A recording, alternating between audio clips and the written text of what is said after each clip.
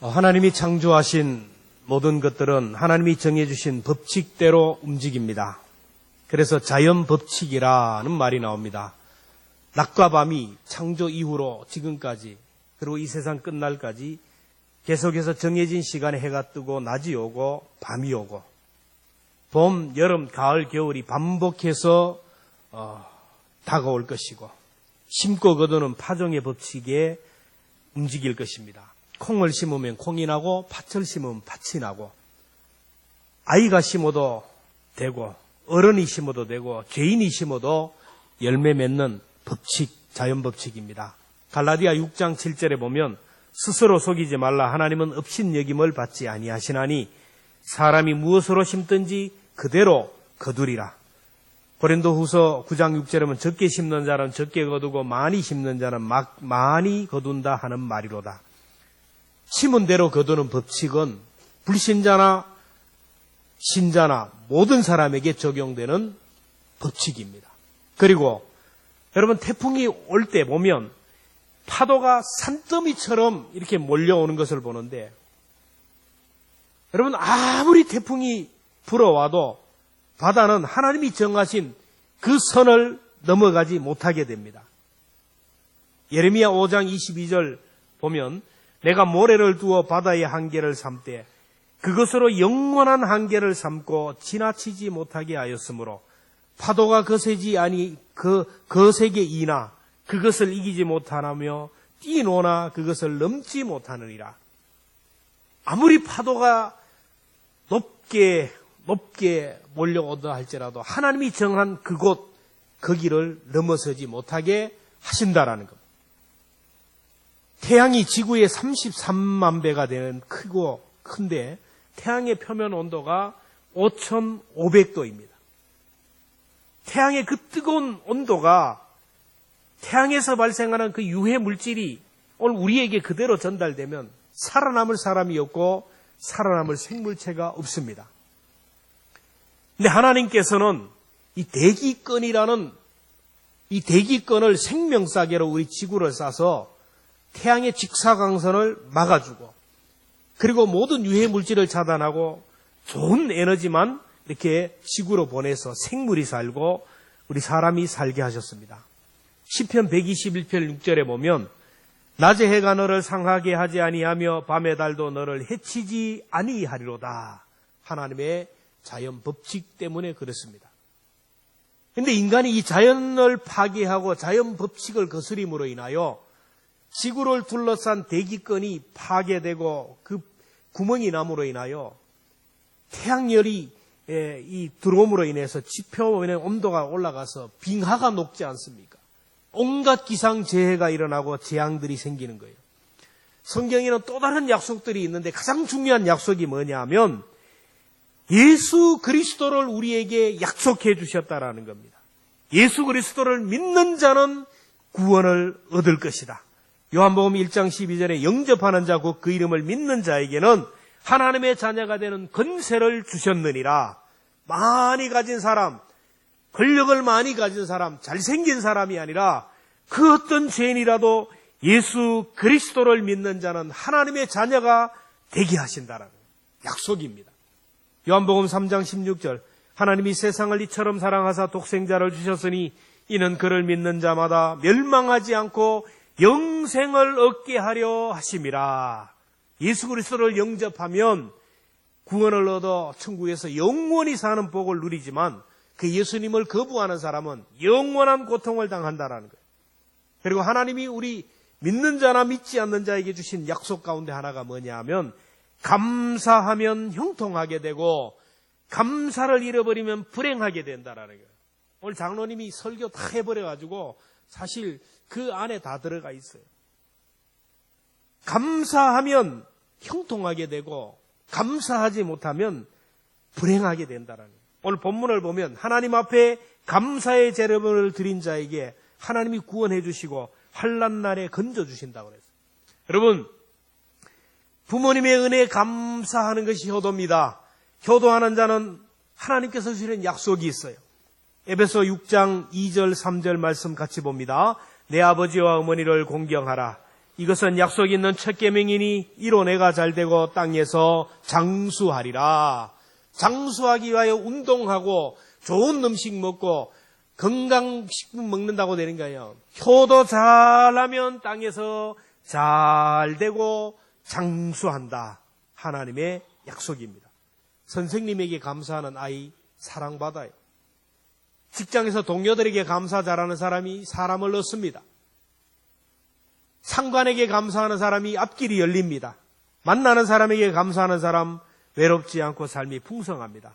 하나님이 우리 인간을 만드실 때 감사하면 건강도 좋아지고 인간관계도 좋아지고 그리고 환경도 좋아지고 믿음도 좋아지고 모든 것이 다 잘 되도록 이렇게 프로그래밍을 만들어놨어요. 그렇게 만들어놨어요. 에먼스 교수가 실험을 했습니다.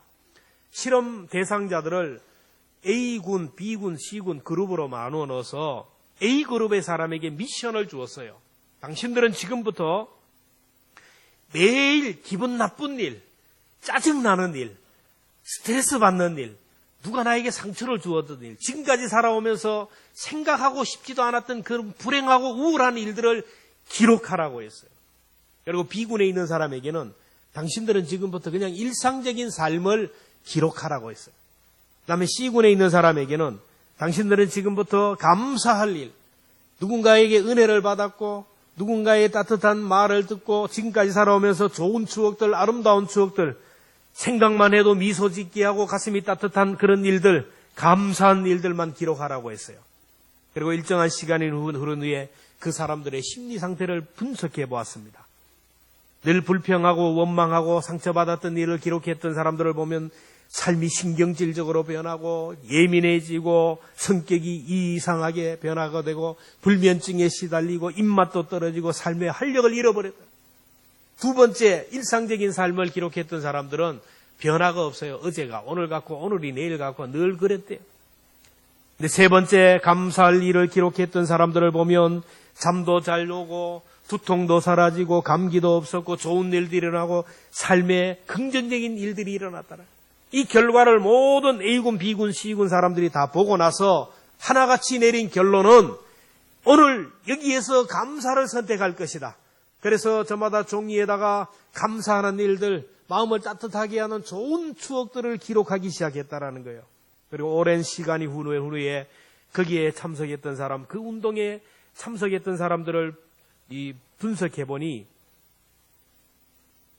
승진도 잘하고 가정생활도 행복하고 부부관계도 좋아지고 유머 감각도 생기고 운동도 하고 활력도 생기고 사람들과 인간관계도 좋아지고 성격도 좋아지고 믿음도 좋아지고 다 잘 되더라는 거예요. 감사하는 자는 잘 되게 하나님께서 그렇게 만들어놨어요. 감사하는 자는 영혼이 잘 되고 범사가 잘 되고 강건하게 된다라는 거예요. 여러분, 불평을 선택할 것입니까? 감사를 선택할 것입니까? 걱정과 염려를 선택할 것입니까? 아니면은 믿음과 감사를 선택할 것입니까? 사람으로 하여금 감사하지 못하게 하는 요소들이 있어요. 다음 시간에 말씀을 드릴 텐데 이걸 극복하지 못하면 우리 미래는 소망이 없어요.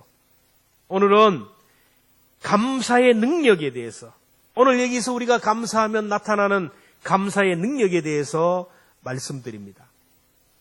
첫째로, 감사하면 영원히 구원을 받게 됩니다. 23절을 보면 감사로 제사를 드리는 자가 나를 영화롭게 하나니 그의 행위를 옳게 여기는 자에게는 내가 하나님의 구원을 보이리라. 우리 사람들을 보면 늘 마음이 열린 사람, 감사하는 사람이 있어요. 하늘의 해와 달과 별들을 바라보면서 감사합니다. 꽃피는 봄에도 감사하고 뜨거운 여름에도 감사하고 가을에도 감사하고 겨울에도 감사하고 바람에 흔들리는 나뭇가지를 보면서도 감사하고 아주 일상적인 식사 시간, 맛있는 식사를 하면서도 감사하고 만나는 사람들에게 감사하고 모든 지극히 작은 것에 감사하는 사람은 이 마음이 열린 사람이에요. 이렇게 마음이 열리는 사람은 하나님에 대해서도 마음이 열려요. 자연에 대해서도 마음이 열리고 사람에 대해서 마음이 열려요. 복음을 전했을 때 그 복음을 받아들이는 사람, 예수 그리스도의 십자가와 부활의 그 사건 복음을 받아들이는 사람을 보면 하나같이 마음이 열린 사람이에요. 모든 것에 감사할 줄 아는 사람, 지극히 작은 것에 감사할 줄 아는 사람들이 마음이 부드럽고 열리고 복음을 받아들이게 된다라는 겁니다. 감사하는 자가 영원히 구원을 받아요. 여러분, 누가복음 7장에 보면 10명의 나병 환자가 예수님을 만남으로 예수님이 고쳐주셨어요. 나병, 이게 문둥병이죠. 그 당시 나병이 생기면 천벌을 받았다고 하고 이거는 불치병으로 생각했어요. 나병이 생기면 제사장에게 가서 판정을 받습니다. 제사장이 보고 나병이라는 판정이 나는 순간 가정에서 떠나야 됩니다. 마을에서 떠나야 됩니다. 그리고 나병 환자들이 모인 곳에서 살다가 그렇게 죽어야 돼요. 10명의 문둥병자들이 예수님을 만납니다. 예수님이 내가 너희들에게 고쳐주었다. 그러니 제사장에 가서 보여라. 이 나병 환자들이 너무나 기뻐서 제사장에게 달려갔어요. 달려가다 보니까 이상하게 옛날에는 발가락이 빠져가지고 달리지 못했는데 막 달리는데 이상이 없어요. 눈썹이 막 기달리는 거예요. 달려가다가 서마다 자리에 섰어요. 김집사를 보니까 눈썹이 났어요. 코가 바로 된 거예요. 온몸이 성하게 된 거예요. 보니까 10명이 다 깨끗함을 받았어요. 자, 9명의 이 문둥병자들은 빨리 제사장에게 가서 보이고 집으로 돌아가야 되겠다는 마음으로 달려갔어요. 근데 한 명의 문둥병자, 사마리아인이라고 했어요. 이 사람은 달려가던 길을 멈추고 돌아와서 예수님의 발 앞에 와서 엎드려 살해하니라. 감사했다라는 겁니다. 그때 예수님이 말씀합니다. 10명이 나음을 잊지 않았느냐? 9은 어디 갔느냐? 오늘 저와 여러분에게 주시는 말씀입니다. 10개를 받았느니라. 그런데 9은 어디 갔느냐? 감사하는 마음이 없다라는 겁니다. 그러면서 하신 말씀이 내 믿음이 너를 구원하였느니라. 문둥병만 고침받은 게 아니고 영혼이 구원을 받았고 영원히 성원히 사는 천국을 주시고 영생을 주셨다라는 겁니다. 오늘도 범사에 감사하는 자들에게 성령님이 신방하게 될 줄로 믿습니다. 감사하는 심령 속에 하나님이 은혜를 주시고 주님을 알게 하시고 십자가의 사랑을 깨닫게 하시고 복음을 받아들여요. 오늘 교회를 주신 하나님께 감사하고 오늘도 예배 드릴 수 있는 자유를 주신 하나님께 감사하고 하나님의 말씀을 들을 때 말씀이 들려지게 하시니 감사하고 감사하는 사람은 그 영혼이 구원을 받게 됩니다. 자, 그러면 구체적으로 무엇을 감사합니까? 마음으로 감사해야 돼요. 마음. 감사하는 마음이 있어야 돼요. 이 감사하는 마음이 있으면 입술로 감사가 나타나게 돼요. 이 마음의 감사가 나타나는 것이 입술로 나타납니다. 찬송이 뭡니까? 입술로 성부, 성자, 성령 하나님을 찬양하는 거예요. 우리 찬송 부를 때 보면 찬송하지 않는 사람이 있어요.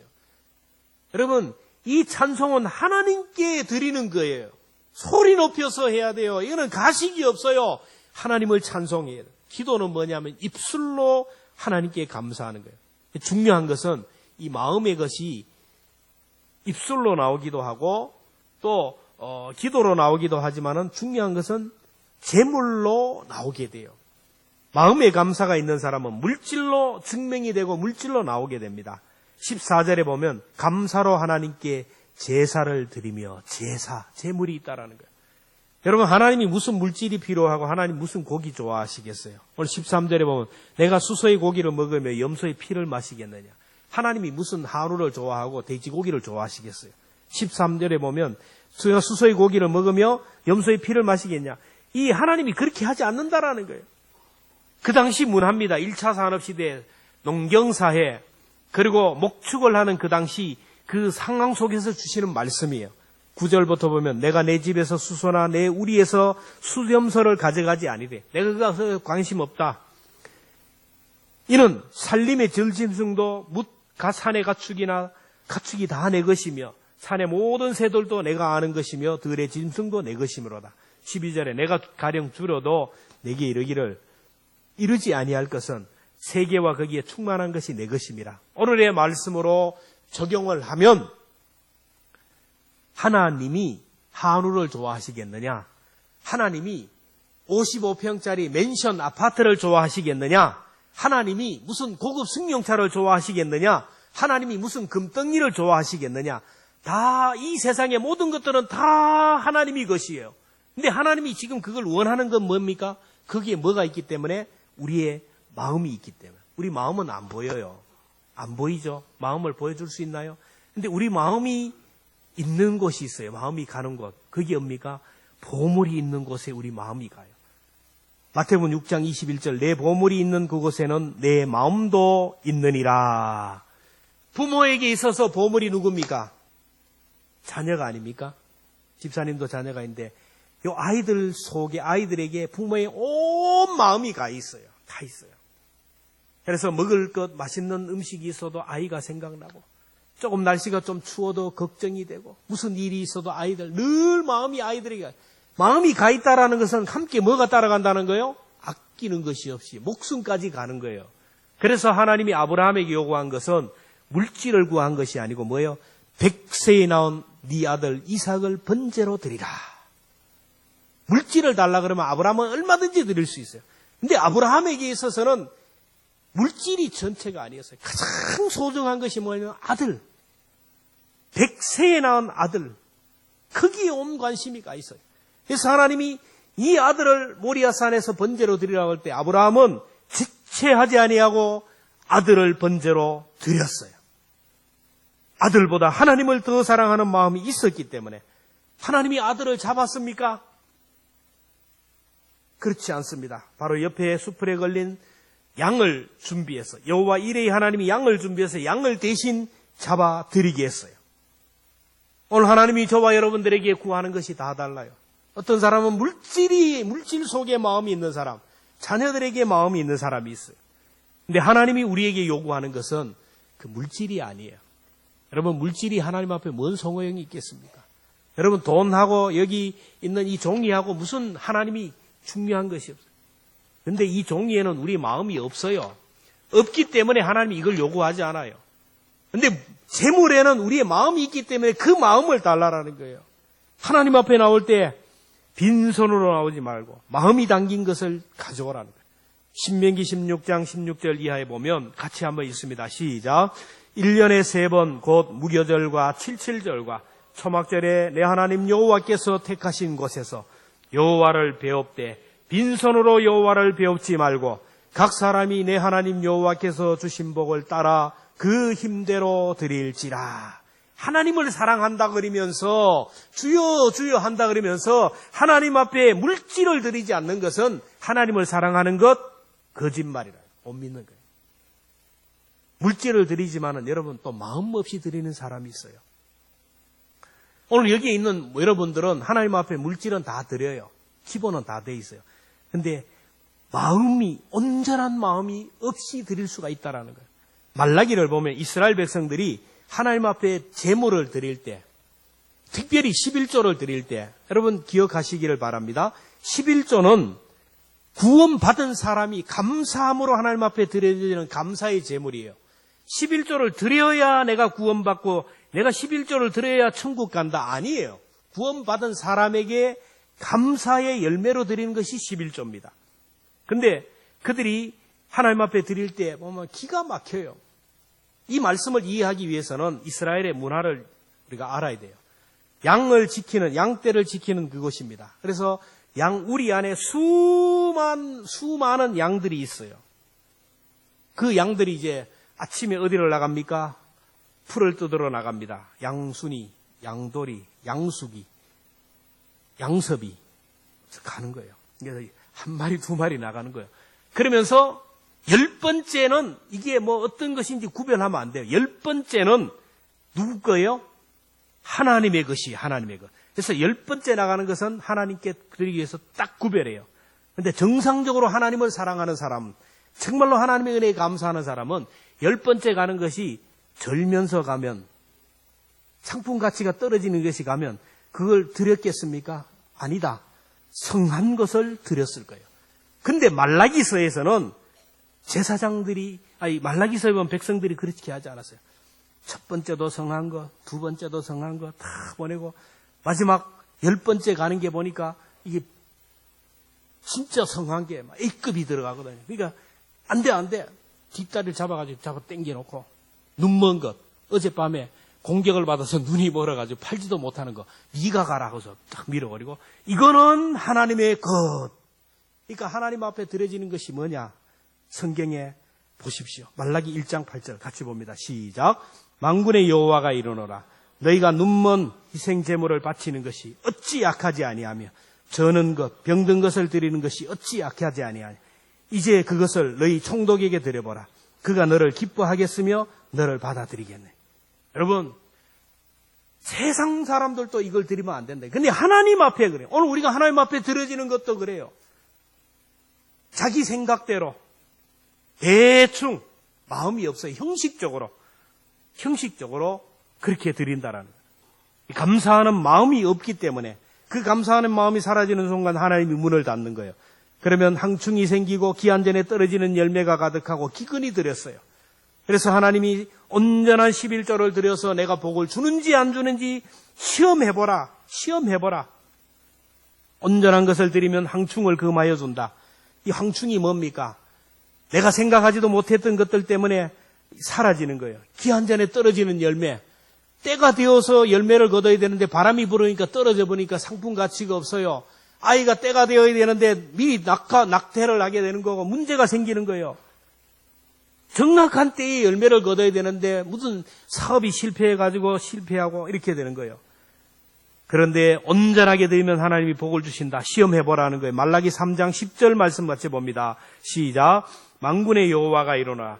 너희 온전한 11조를 창고에 들여 나의 집에 양식이 있게 하고 그것으로 너를 삼하여 내가 하늘 문을 열고 너희에게 복을 쌓을 곳이 없도록 붙지 아니하나 보라. 시험해보라는 거예요. 3장 12절 너희 땅이 아름다워짐으로 모든 이방인들이 너희를 복되다 하리라. 만군의 여호와의 말. 와, 정말 하나님 앞에 온전하게 감사하는 자들에게는 저런 복을 받는구나. 하나님의 백성들이 받는 복이 저렇구나. 세상 사람들이 알게 하고 부러워하게 한다라는 거예요. 시편 50편 23절에 보면 감사로 제사를 드리는 자가 나를 영화롭게 하나니 그의 행위를 옳게 하는 자에게 내가 하나님의 구원을 보이리라. 여러분, 감사함으로 마음으로 하나님의 구원의 놀라운 역사를 경험할 수 있기를 주님의 이름으로 축원합니다. 두 번째, 감사하면 화를 면하게 돼요. 우리가 살아가다 보면 얼마나 불안한 세상, 여러 가지 환경들로 인하여 어려움을 당할지 몰라요. 근데 감사하는 사람은, 늘 감사하는 사람은 환난 날에 나를 건져주신다고 했어요. 22절에 보면 감사를 잊어버린 자는 찢어버린다. 감사를 잊어버려 보세요. 인간관계가 깨어집니다. 신뢰가 잃어버리면 다 그래요. 인간관계 속에, 하나님과의 관계 속에 감사를 모르면 신뢰가 깨어지고 관계가 깨어지고 불행한 일들이 닥쳐와요. 사무엘상 25장에 보면 감사를 통하여 가문을 구한 이 아비가일이라는 지혜로운 여인이 나옵니다. 다윗이 사울 왕의 박해를 피해서 도망을 하는데 다윗 혼자 다니면 얼마든지 피해 다녀요. 근데 다윗이 도망하니까 그 사울 왕에게 버림을 받았던 사람들, 사울 왕에게 쫓김을 받는 사람들, 죄인들, 그리고 사업이 부도난 사람들이 막 어려움을 당하고 한이 맺힌 사람들이 전부 다윗에게 막 몰려와요. 수백 명이 다윗을 따라다녀요. 그러니까 이게 큰 부대가 되는 거예요. 이 다윗이 이 많은 사람들을 다 거두어 드립니다. 그리고 도피 생활을 하는데 이 많은 사람들을 먹여 살려야 되는데 뭔가 일이 있어야 될 거 아니에요. 그래서 그 사람들을, 오합지졸의 사람들을 군사훈련을 시키고 해서 뭔 일을 하냐면은 주로 양떼, 대형 양떼 목장, 그 양떼 목장을 지켜주고 돈을 받아 이 사람들을 먹여 살리는 부잣집을 경비해주고 또 받아서 먹여 살리는 이런 일을 했어요. 근데 마온 지방에 나발이라는, 이름이 참 그런데 나발이라는 목장주가 있었는데 대형 목장을 가지고 양이 3,000마리, 염소가 1,000마리. 그래서 나발과 다윗이 계약을 냈어요. 내가 오늘부터 1년 동안 산적떼들, 강도떼들로부터 보호하고 밤에 여러 가지 사자와 이리로부터 보호해 줄 테니까 이 양털을 깎을 때 우리를 생각하사 은혜를 베풀라고 계약을 했어요. 그래서 1년 후에 이 나발이 양떼들의 이제 뭘 합니까?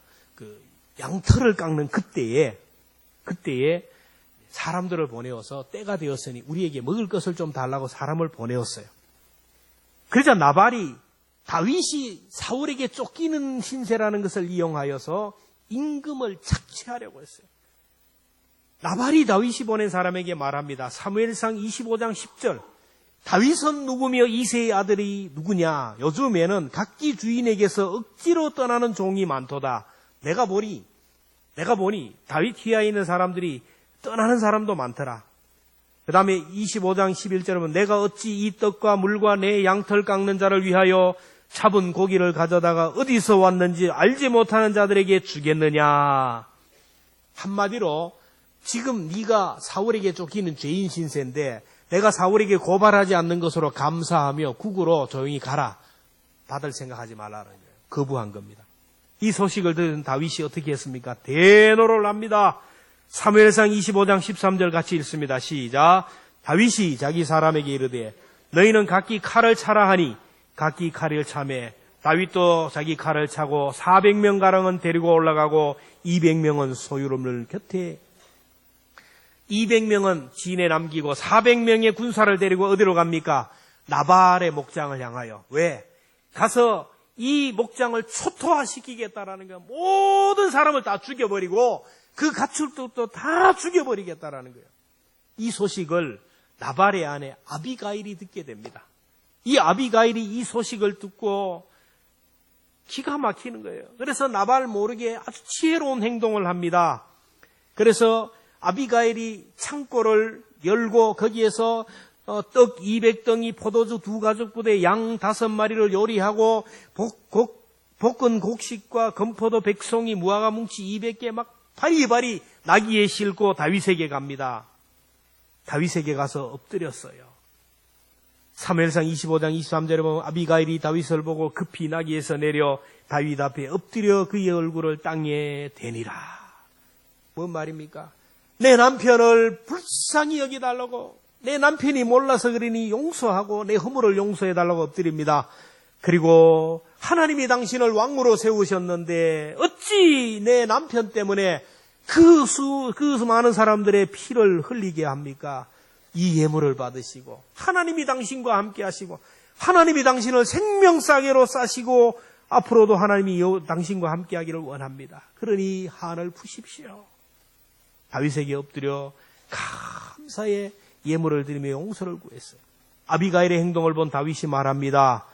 사무엘상 25장 32절 다윗이 아비가일에게 이르되 오늘 너를 보내어 나를 영접하게 하신 이스라엘의 하나님 여호와를 찬송할지로다. 33절에 보면 또 내 지혜를 칭찬할지며 또 내가 복이 있을지로다. 내가 오늘 내가 피를 흘릴 것과 능히 복수하는 것을 내가 막았느니라.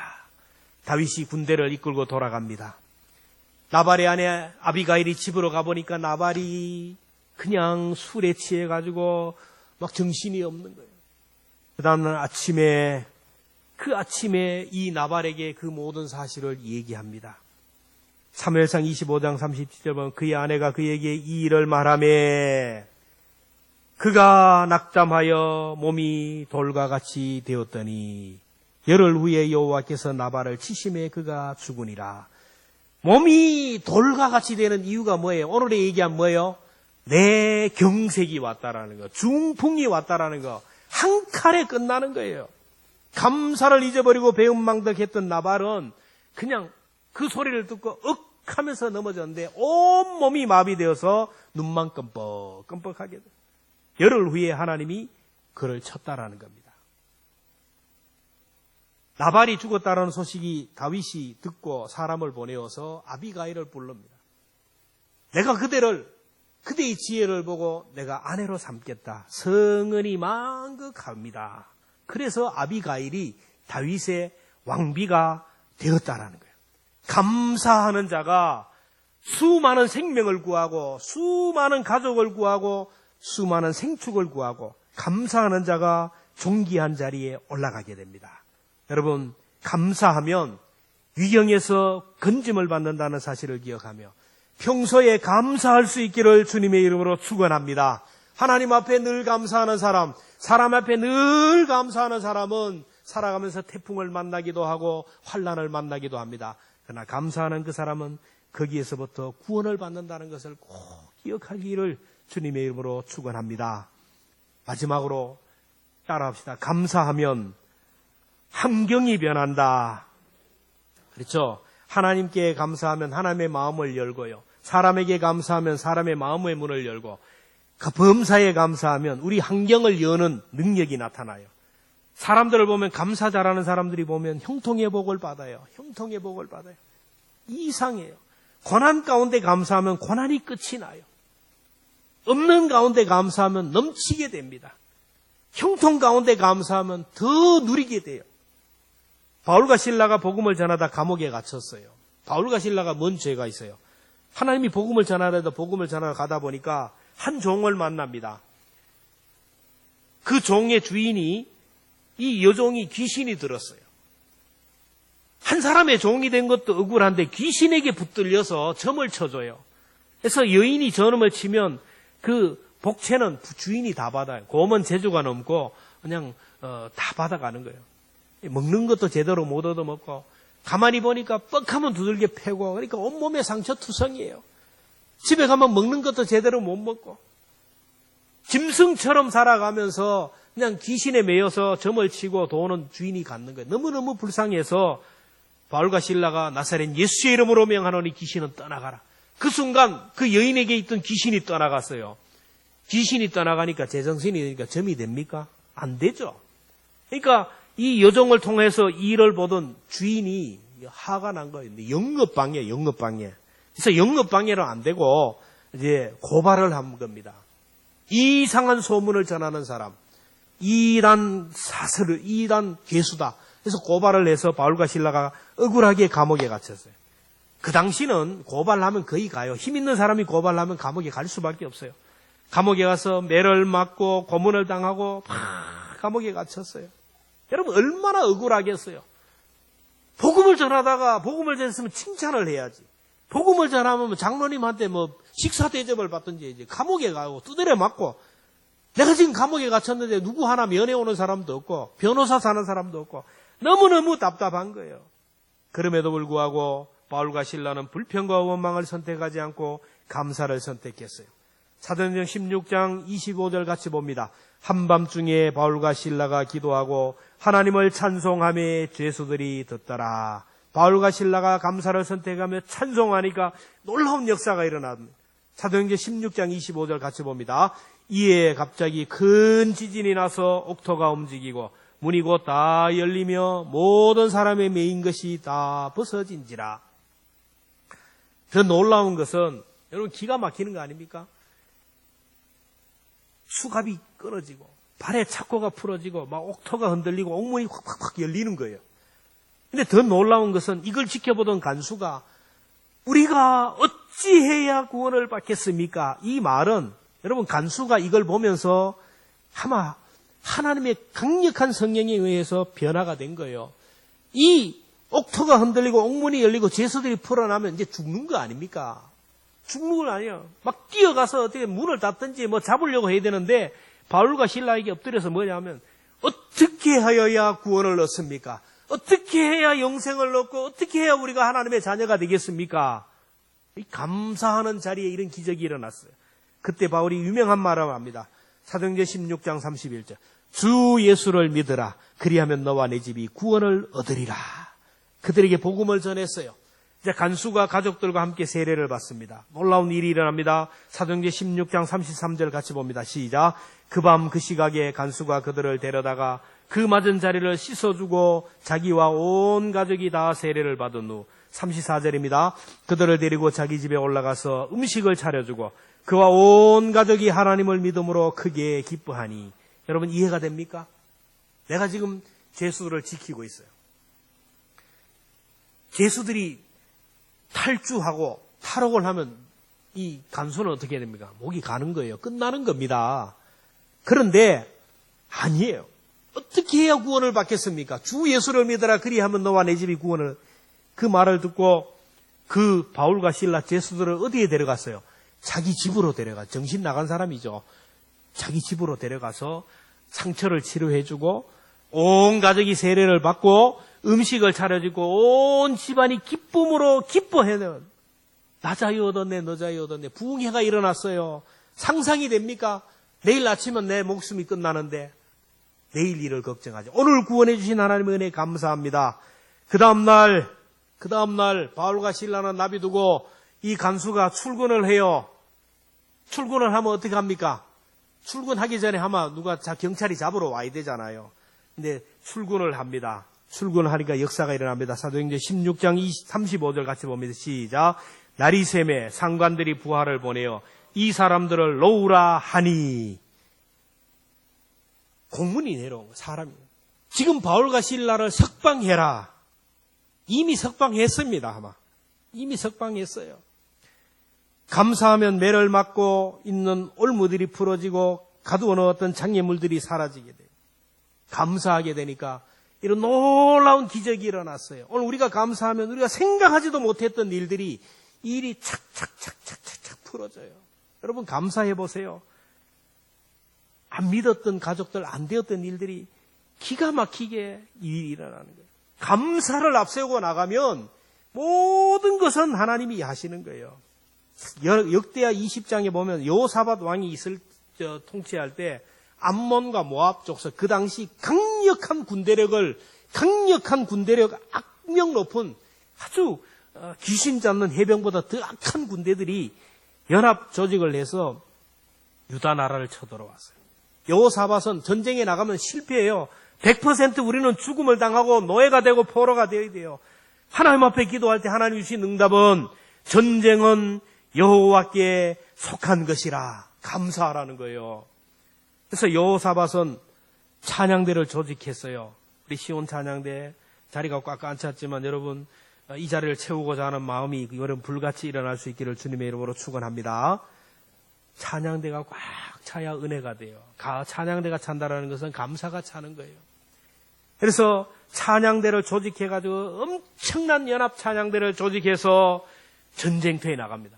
군사를 앞세우고 나가야 되는데 찬양대를 앞세우고 찬양합니다. 역대하 20장 21절 같이 봅니다. 시작. 노래하는 자들을 택하여 거룩한 예복을 입히고 군대 앞에서 행진하며 여호와를 찬송하여 이르기를 여호와께 감사하세 그의 인자하심이 영원하미로다 하였더니 이렇게 찬양하면서 쫙 나가니까 어떤 역사가 일어납니까? 이 전쟁도 하나님이 이기게 하실 줄로 믿습니다.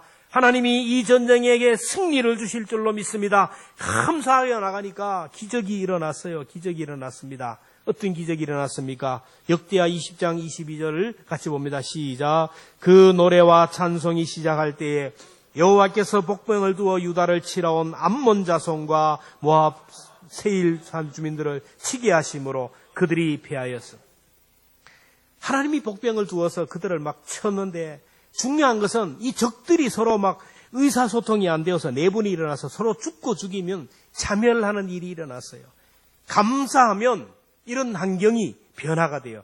여러분 내 삶이 힘들더라도 오늘 여기에서 감사하면 이 환경이 행복한 환경으로 형통의 환경으로 불행 가운데 감사하면 형통으로 일어나요. 부족한 가운데 감사하면 넉넉히 넘치게 나고 오늘 내 상황 속에서 있는 그대로 감사하면 우리 환경이 선하게 인도될 줄로 믿습니다. 감사를 통하여 여러분의 환경을 변화시킬 수 있기를 주님의 이름으로 축원합니다. 말씀을 맺습니다. 여러분 감사가 무엇이냐 하면 감사는 하나의 씨앗입니다.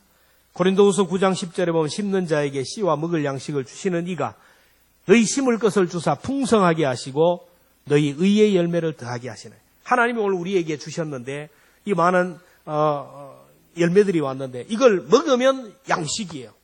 이걸 심으면 씨앗이에요. 하나님이 우리에게 많은 것들을 다 주셨어요. 이 많은 것들을 그냥 내가 먹어 치우면 양식으로 끝나는 거예요. 다 먹지도 못해요. 다 먹으면 배 터져 죽어요. 근데 이걸 심으면 오늘 내가 풍성하게 거두고 내 자녀와 후손들 대대로 하나님의 풍성한 열매를 맺게 한다라는 겁니다. 오늘 저와 여러분들이 우리에게 복을 주셨어요.